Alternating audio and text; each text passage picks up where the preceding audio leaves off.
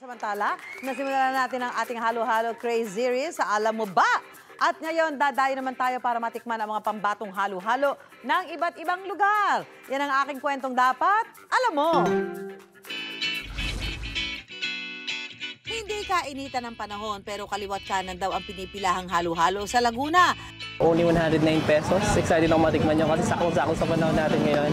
Ito pumunta nga kayo dito katakas, ay mas maganda agahan nyo para mauna kayo sa pila. Meron nga kayong 5 desserts na pwedeng pagpilian dito sa Juana. Alam mo ba na dito rin daw matitikman ang 90-year-old halo-halo recipe?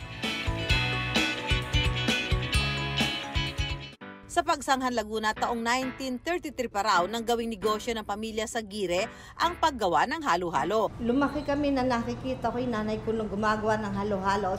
So alam ko na yung mga sikreto niya, yung mga ingredients na ginagamit. So kinalakihan namin to sa paggawa ng halo-halo ng nanay ko. 6 lang daw ang orihinal na sangkap nito, ang munggo, white beans, makapuno at ube halaya. Sinamahan din nila ito ng minatamis na kundol at ang topping, tumbong ng nyug. Yun yung naumpisahan nung lola ko. So hindi na namin pinalitan yun kasi bilin ng lola ko na huwag na dagdagan o bawasan yung mga panghalo. Dahil yun talaga ang sinaunang panghalo. Mula noon hanggang ngayon, pareho lang ang halo namin.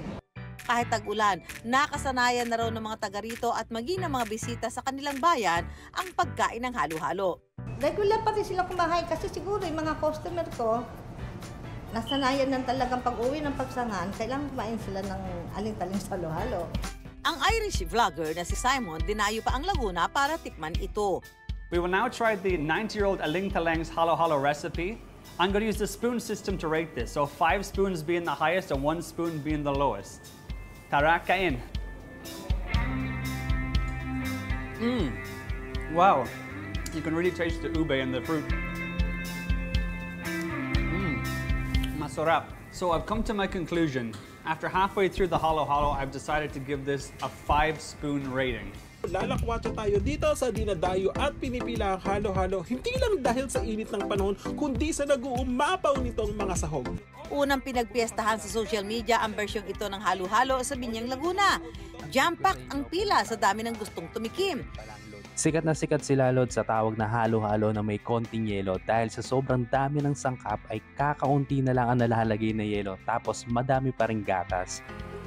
Malakas ang buhos ng ulan nang dumating kami sa pwesto ng trending halo-halo. Pero nang tumila ang ulan, balikan agad ang customers ni Mary Jane. Nag-start po siya nung October last year lang po. Bali, isinama ko lang po siya sa mga tinda ko po as online seller. Kung ano yung kakaiba sa online, parang ayun po yung nagugustuhan ng mga tao. Ang panlaban daw nila sa kanyang halo-halo, ang creamy milk na kanila raw niluluto.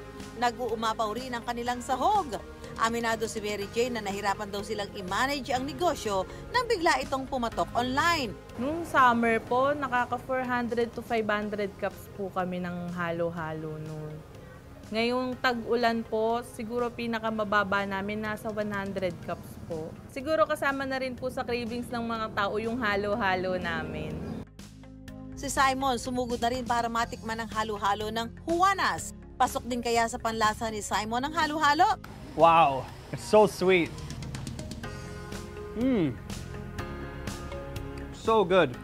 Simon, ano ang rating mo sa creamy halo-halo ng Juanas? So I have to go one level up and give this a 5.5 spoons on the rating. This is my favorite for today.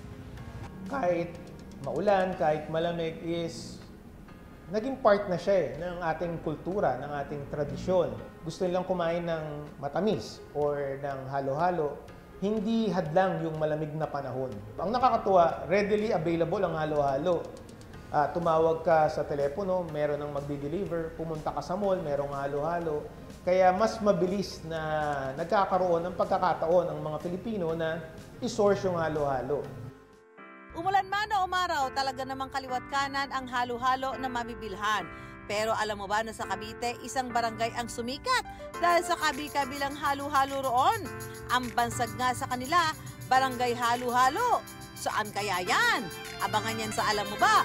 Halo-Halo Craze Series ng Dapat Alam Mo.